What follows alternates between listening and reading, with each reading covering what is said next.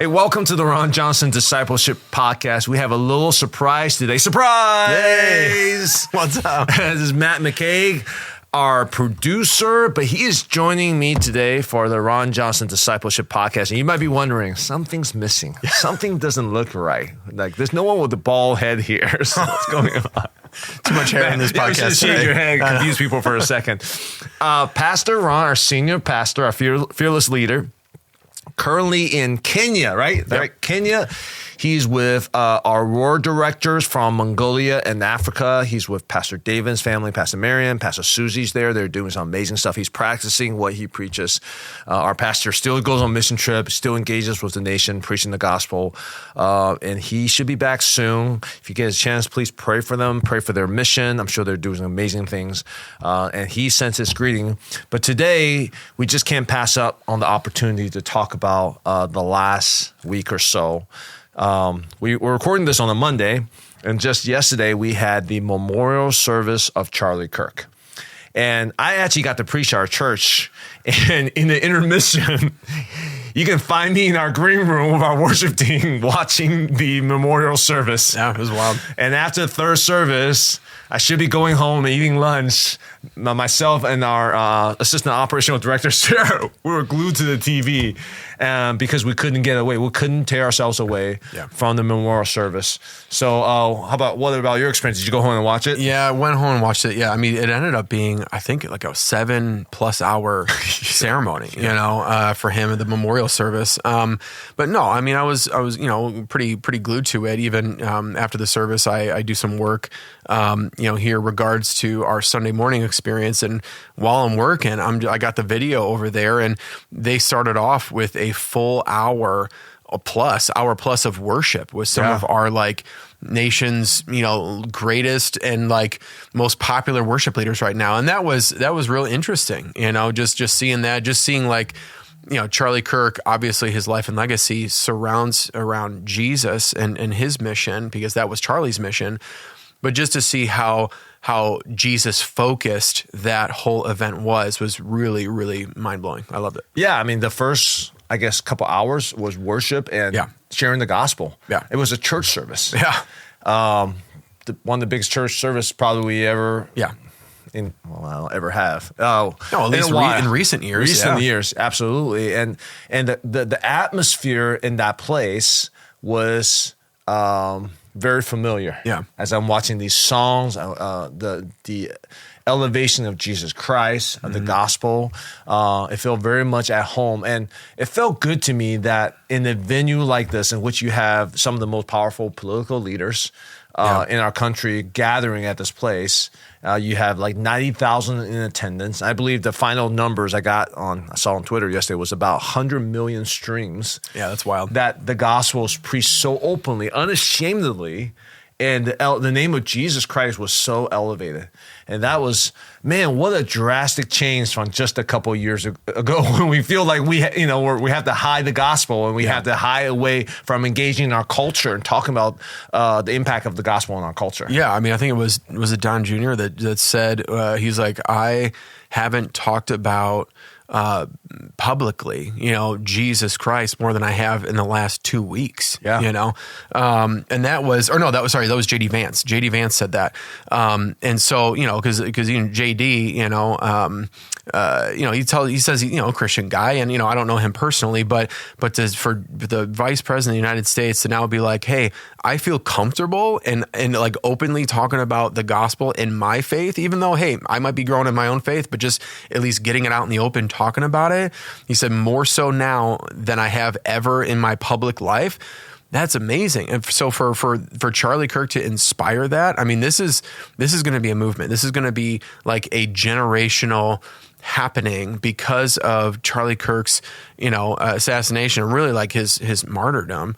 Now this is setting forth a new fire. Yeah. So it's pretty amazing. And again, I know we're going to probably talk more about it, but to JD Vance spoke, the president of the United States spoke. There's some these people, Mark Rubio.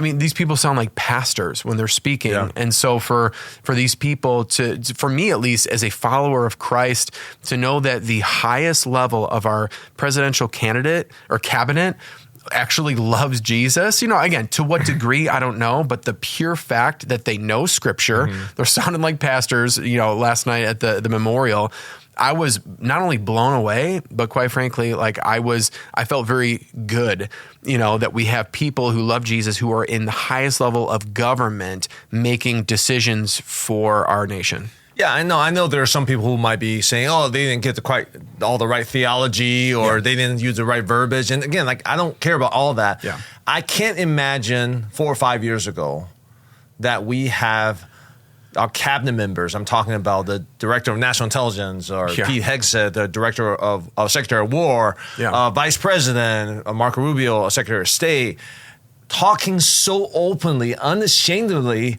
in the verbiage and language that I'm used to, who grew up in the church.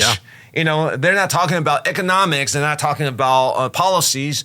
They're using the verbiage of scriptures. Again, they might not have every theology right, and they might not, maybe they don't even fully understand the whole thing. I don't know. I'm not even going to judge that. Yeah. But the fact that they're unashamedly, openly talking about these things, to me, is unbelievable, considering where our nation has been. Yeah. And again, people can say, well, they're just trying to pull up, it's just politics. They're not trying to, that's not really how they really feel. They have a conviction. I don't know. I'm not going to judge. But the fact that they openly are going to be on record saying those things. 100%. That's the point. I don't think it matters. Powerful. I don't think it matters what their politics are. It's the fact that they're saying it. And I think one other interesting anecdote is when they're talking about like the ethos of Christianity and the spiritual realm and all that stuff. They don't just say God. They said Jesus. Yeah. Which I think was really interesting. I think people can be like, oh, I believe in God, and my wife and I were talking about this, and it's like it's one thing to just be like, hey, you believe in God and a God and greater being up there, but it's like no, they talked about Jesus and how Charlie Kirk lived his life for Jesus, and and we all should live for Jesus. And so again, it's something arguably small, but also arguably so big. 100%. And I'm thinking of filing a lawsuit against administration because I think they stole from my sermon yesterday. It was wild.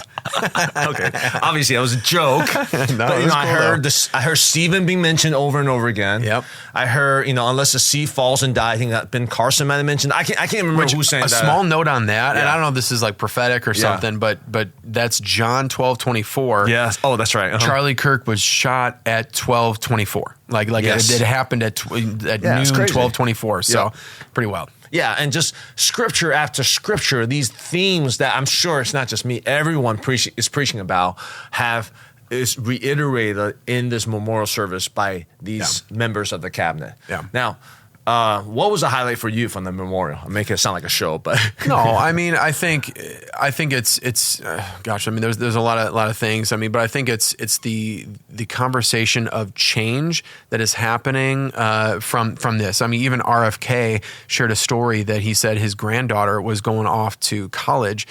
And, her mom noticed that she was packing a Bible, and she's like, why are you doing that? And she said, because I want to be more like Charlie Kirk, Wow. And so for me, like, that's one of the biggest impacts is you're seeing this change. Mm-hmm. And then another thing that I think that was really impactful was, I mean, there was a lot of things, but Erica Kirk said, that there's not, based on what happened, she said, based on what happened to my husband, there's not, riots or revolts or burning down cities. She's like, more people are going to church ever in their lives, or even for the first time in their lives, they're going to church. And so that's the response, right? And so for me, that stood out. Like those stories being told, I think really, really made an impact on me. I think finally, like again, I've said it already, but the pure fact that nearly probably most of the presidential candidate was in attendance at this thing. I mean, this is not again, every life matters, but as I was sharing before we started filming, like, I don't know if the president and the vice president are going to be at my funeral. I just don't. We'll send them an invite. Yeah, we'll send them an invite. I'm around. I might not be around. Yeah. I just don't know if they're going to be at my intent. It's not that I'm not leaving a legacy, but Charlie Kirk had a global legacy, and so for the pure fact, like, whether you're right wing, left wing, the president of the United States was in attendance. That's a massive deal, and so that really, really stood out to me. How about you?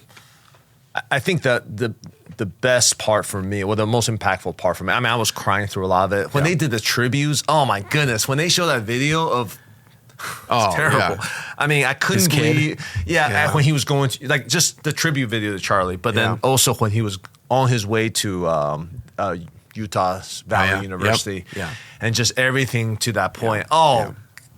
gut-wrenching. Yeah. Gut-wrenching. I couldn't imagine. I mean, I didn't even know Charlie, but man, just his security team, his friends who were there with him. So that was very, very, very difficult. But listening to Erica Kirk talk was really inspirational for me. Yeah. Highlights including her really forgiving the killer. Yeah, that was wild. The shooter. She brought it back to what matters. She says, this young man is the same type of man that Charlie was trying to reach.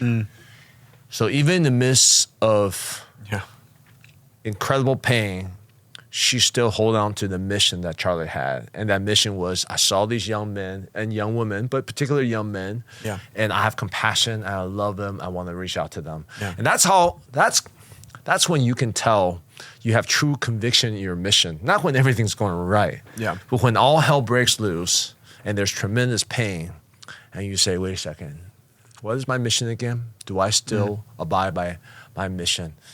And so that was a very, very powerful piece. Also very powerful, my wife and I talked about this last night, was she talked about the importance of marriage. She talked about, again, husband, your wives are not your slave, but love them, love her, love your wife, care for her. Yeah. And she gave examples of how Charlie pursued her. Yeah. Even the crazy schedule they had, he would write love notes to her every Saturday morning, and he would say to her, in what ways can I better serve you? Yeah. That's what a great leader does. He comes before the people he's supposed to quote unquote lead / serve, and said, how can I serve you? And then she turned around and she says, you know what? I'm going to, so she challenged the men to do that, but then she challenged the ladies. She said, ladies, honor your husband, care for your husband. She says, when Charlie comes home, I want to make sure this is a place that he wants to come home to. Again, man, yeah, that's good. She brought that message. That's a powerful message of family, the nuclear family, how beautiful marriage is. That marriage and family is the institutional foundation for society, stable society and culture. But she is able to bring that kind of high level concept in such a authentic and vulnerable and practical soundbite for people to really process. One thing, I saw this on Twitter, so I don't want to take credit for it, but whoever said this, they said, you know what? One of Charlie's greatest, whether skill or talent, I don't know, probably a combination of both, is that Charlie can connect so easily with people. Yeah. Again, why are we all feeling this towards Charlie Kirk, even though I have never met him in person before? Yeah. I was talking to a good friend of mine last night. I left my water bottle. Of course, I always leave my water bottle. So I came home later at night, came to the church and get it. I saw him in the church. And we, of course, started talking about Charlie Kirk real quick, the memorial. He's like, I feel like I never met him, but I feel like I lost my buddy. And so many people feel that way because Charlie has such a powerful ability to connect with people. Yeah. That's what it is. And I saw that last night in Erica. She has such a powerful way to make that connection with the audience. It's a combination of authenticity, authority, wisdom, vulnerability. Yeah. And when I saw that, I was like, wow, TPUSA made an amazing choice to select her as the next CEO. Yeah. So. Yeah, no, that's pretty well. Again, I think with the strength, but also the vulnerability, she at the end, President Trump called her up and she rested her head on his chest. It was just an interesting thing that you don't always, see from a civilian to a president. But I think she showed strength, she showed vulnerability. But yeah, no, it was really interesting. And I think even, back to just Charlie Kirk of the relatability. He's going to college campuses, hanging out with a bunch of people. He's not necessarily doing stadium tours all the time. He's going to just a handful of kids who want to show up. I'm sure it's announced at those campuses maybe a few days or a week ahead of time before he gets there. But he's just there to just connect with people. And then the broader audience gets to, observe, some of the things on, TikTok or whatever. But man, when you just connect, especially with young people, it shows you care. He wasn't, yes, he had strong convictions, but with the open mic, he invited debate. And I think for me, like when you invite people into conversation, that's super relatable. He's basically saying, what do you think about this? You know? And I think when you're inviting people into conversation, of course, it makes a world of difference rather than, we talked about, like, if you're talking a mile a minute, you could be a genius. You could be someone who's super, super smart, but when you're just yada, yada, yada, yada, like, I'm not connecting with you. But when you take a moment to hear someone else's opinion and have a healthy dialogue, there's connection there. Yeah, that's a great point. Remember when reality TV was like the hottest thing, the biggest thing? Yeah. I don't even know. I can't remember Big what Brother. show. I guess so. Survivor? Is that one of those? Yeah. And I guess a lot of ladies are into, reality. Oh, the Kardashians, right? Sure. Wasn't that like a reality? Sure. Whatever reality means. But I remember Exactly. the men are like, you know what? I watch reality TV shows all the time. You know what it's called? It's called sports. Yeah. It's the ultimate reality TV show, right? And what's the draw of sports? It's because it's not scripted. Yeah. Shouldn't be scripted. Yeah. It's real life. There's real action. There's real drama in the middle of real competition, right? And that's one thing I believe why these debates are so connecting to others, so alluring, is because it's kind of like real sports. Mm-hmm. It's not scripted. You don't know who's going to ask what question. Yeah. And it takes courage. It's daring to go out there and at any second you can be owned and you can be made fun of. You can lose a debate. That's and all of a scary. sudden, scary. And all of a sudden, the internet is forever, right? So now you being owned or you making a stupid comment or a comment that gets you canceled can all of a sudden come out. Yeah. And that's why this is like the modern gladiator realm for our world, is these debates. Yeah. And Charlie Kirk kind of mastered that, and he took courage to continue to do that, not in a scripted studio when everyone get their question ahead of time and you got to moderate and someone can cut off your mic. Yeah. He platformed these students. I remember I saw one clip in which I think the administrator from the college cut their mics off. So he's just like, I'm going to go out to the audience with you too. And that's just talk. Mm-hmm. That's just have that conversation. And that is very attractive from a courageous standpoint, but it's also very attractive because this is live connection with the audience. Yeah, and he cares. He cares. He's saying, you know what? I'm not going to wait for you to come to me. I'm going to go to you guys. Yeah. And there is guts in that. And that's just one of the factors. And you and I are talking about this. How does a young 18-year-old build this amazing organization in 13 years, 18 to 31, with no money, no real connection, but not just us, in the middle of every type of headwind?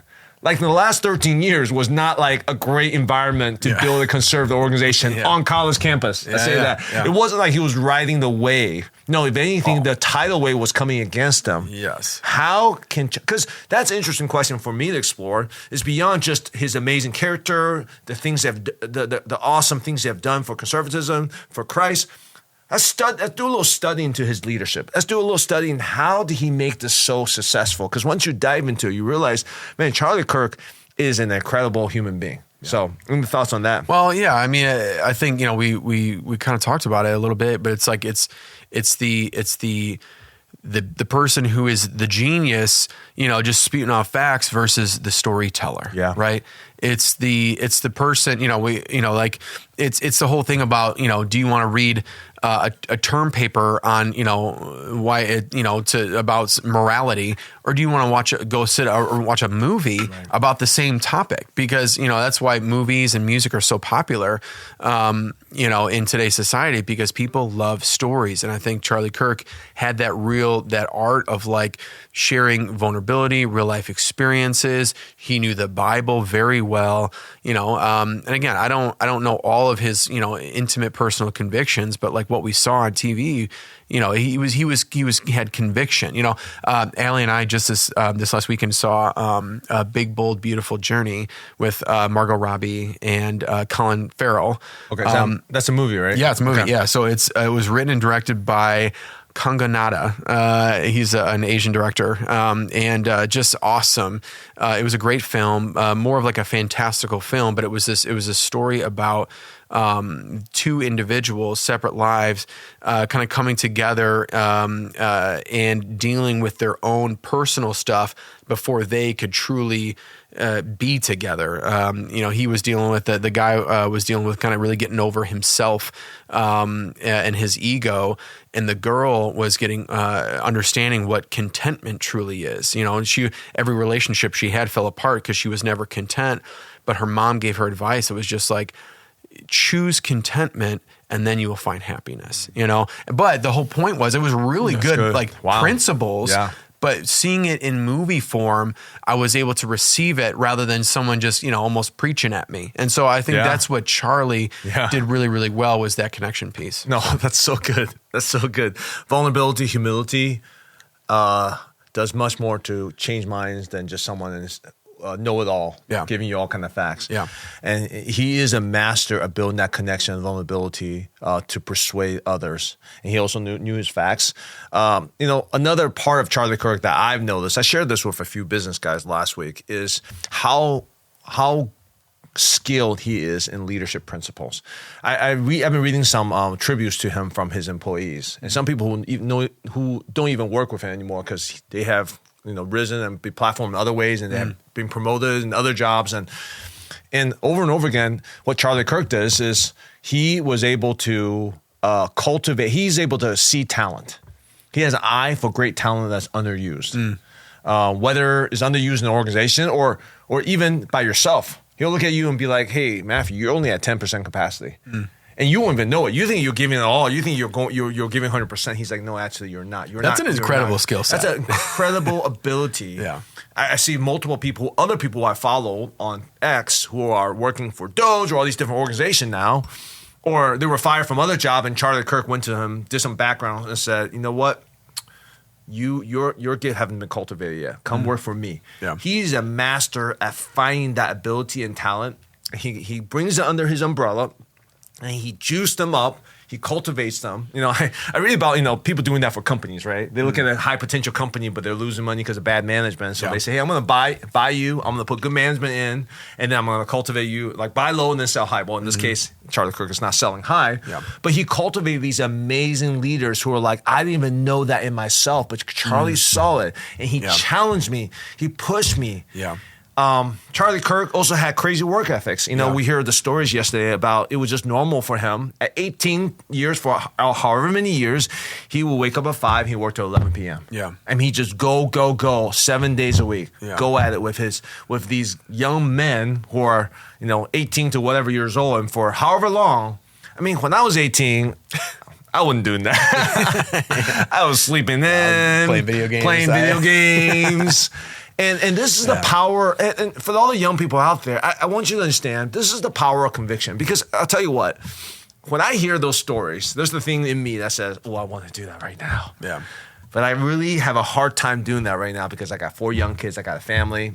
Yeah. And I'm not trying to make excuses, but my point is, when you get a little older, when you have a mortgage, you have bills, you have cell phone bills to pay for your kids, and whatever it is, it becomes exponentially harder to really get engaged. And that's why, I want to tell all the 18, year olds to say, hey, now's not the time to sow your wild oats. Now's not the time to, do what everyone else does.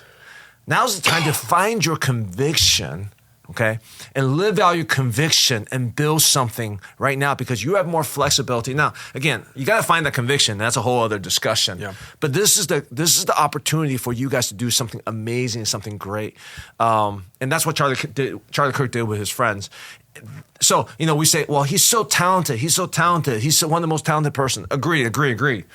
But that's not overlook how convicted he was that turned into a work ethics that no one can beat. I think he had a statement that says, the leftists, they have more money and they have more connections, but nobody can outwork me. Yeah. I can grind it out. They might be the hair, I'm going to be their tortoise. I'm not going to give up. Yeah. And that's the level of conviction that we need right now for every single one of us, whether you're young or you're old. That was inspirational to me, because at the end of the day, it's about hard work. Yeah. It's not about the showy stuff.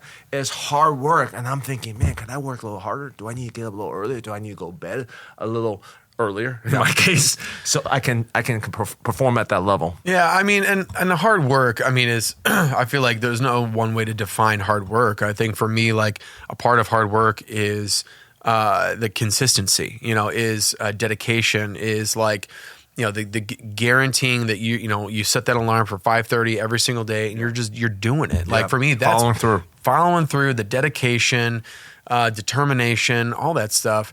I mean, that is, part of the hard work, but I think, and that, that is super inspiring. I mean, you shared a story, if you want to just tell it right now, about, your sermon, but you met with some business guys, and that, that Charlie Kirk is inspiring, even, guys who aren't even, necessarily in the political or even Christian realm or whatever. Right. So, I mean, so for me, it's, to see people inspired by someone who had such convictions is just, it's massive. And it's really exciting to see. So, yeah. And on that point, another speech that really came through for me was, I don't remember the guy's name. I think he's the president or the professor of Hillsdale College. Okay. He was earlier in the memorial service. He just said, when I first met Charlie, he was 18, 19, I asked him a bunch of questions and he could not answer them. So Charlie Kirk basically said, well, what do I need to do? And this professor was like, you have to learn. He actually said, you have to suffer. And next thing you know, Charlie Kirk is taking Hillsdale College online course. I think he took it like 38 different courses or 38 times or whatever it is. So again, we look at the knowledge and the wisdom and the confidence that Kirk had in these debate. Yeah. But what we don't see is behind the scene. Yeah. He's reading, studying, consuming content, learning. And again, man, we are in the age right now in which content is free. Yeah. Content is plentiful. You can consume it on so many different fronts. Yeah. I say this all the time. Having podcasts and audibles has changed my life because I can consume content when I'm driving, when I'm doing my dishes, when I'm working out, when I'm going for a run, when I cut my grass. Yeah. In fact, I look forward to those times now because I get to consume the content. I get to learn the things I want to learn. And that's what developed him. When he hits resistance, when someone challenged him, instead of saying, withdrawing or being defensive, Charlie's like, I'm going to put on the growth mindset. I'm going to learn. I'm going to grow. These are such just practical things. That's not over-spiritualize these things. These are practical things that every single one of us can do. Yeah, and what did you say? Someone at the memorial said that, he was a genius, but he's like, even more than that, he had incredible humility. Yeah. Yeah. And so I don't know if that was Rob McCoy or whatever, but it was just to have that much humility, I mean, is amazing. And I think part of what we're talking about is find yourself a great mentor. Yeah. Right? Like if you find yourself a great mentor, I mean, like you just shared a story. Charlie Kirk has said, what do I do?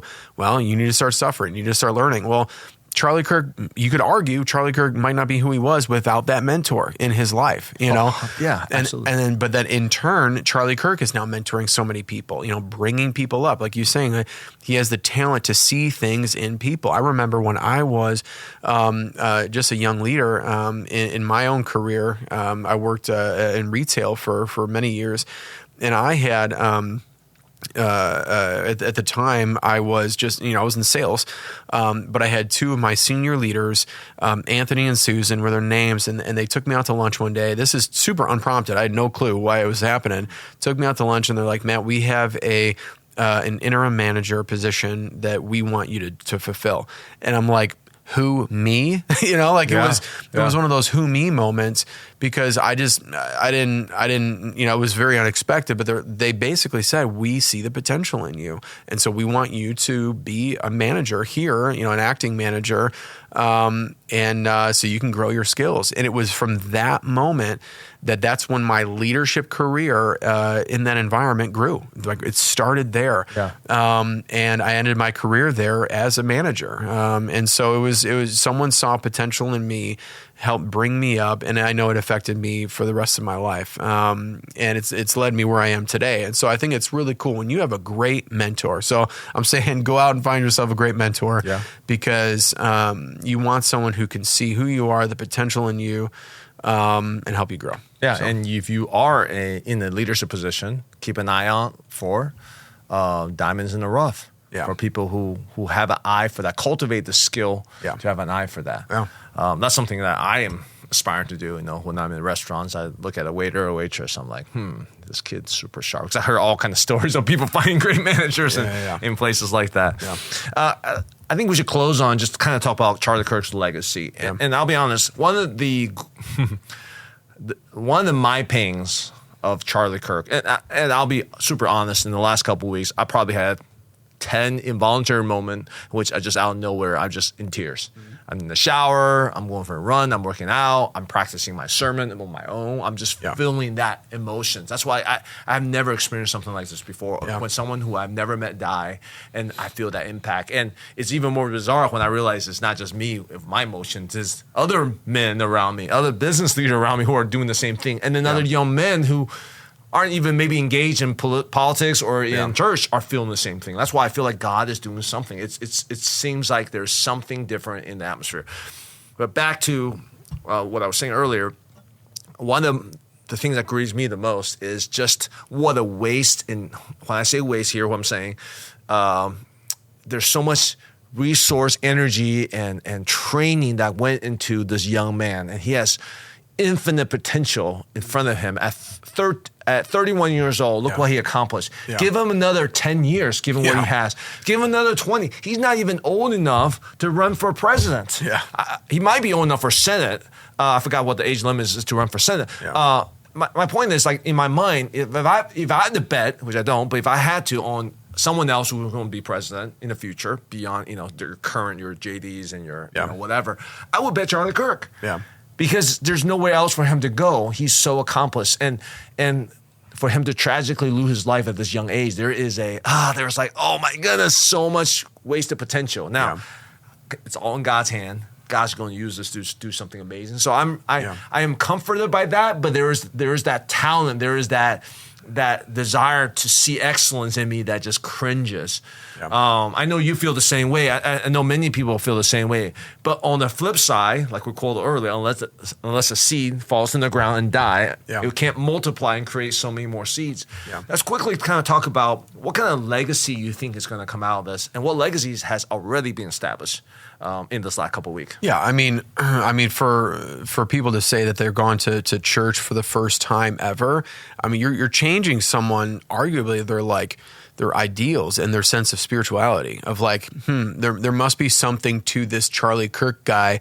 I want to go after and find out who it is. So people are being more curious. I think people truly want to see the light, right? I think we live in a dark world, really oftentimes, where if someone has an opinion that differs from you, you could get assassinated. I mean, that's horrible. But I don't feel safe. You know what I mean? Yeah. With that. But it's like, so now people are going back to church, and are like, man, I want to discover who this Jesus is. And so I think, man, what a legacy, to see how many people, I mean, it's not necessarily about like the stadium was full, but man, the stadium was full, so many people honoring him.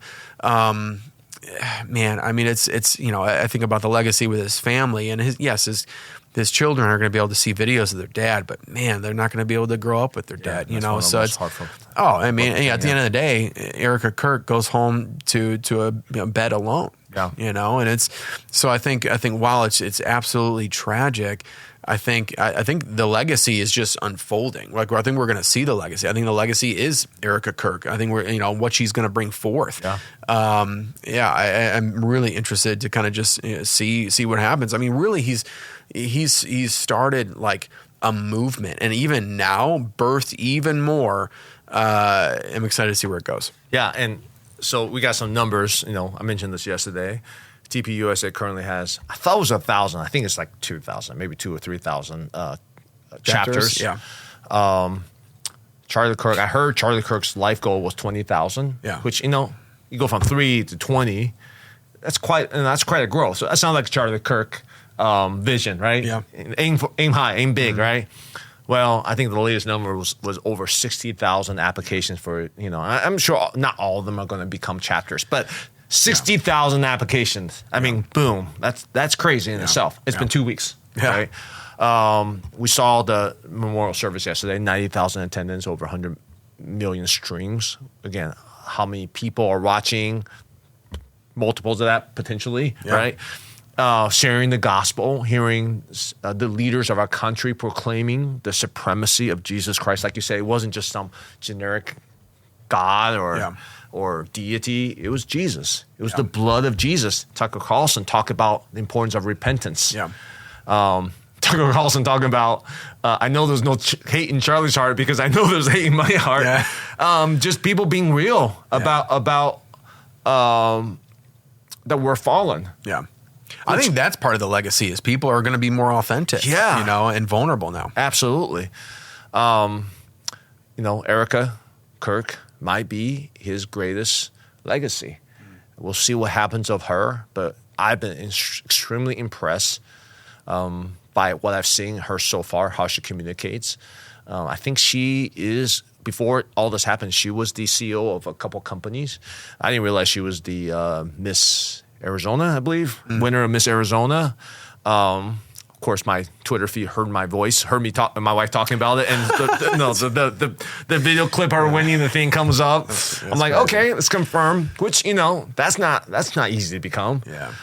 So she's not just a pretty face. Let's say it that way. She's very gifted. She's very talented, and I can tell just by watching how she has composed herself and how she has communicated very, very well. She is so good at making connection.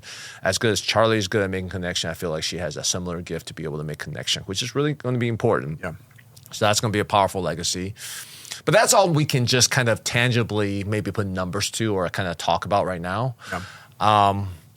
I believe the spiritual, the legacy in the, I like to say, in the invisible realm.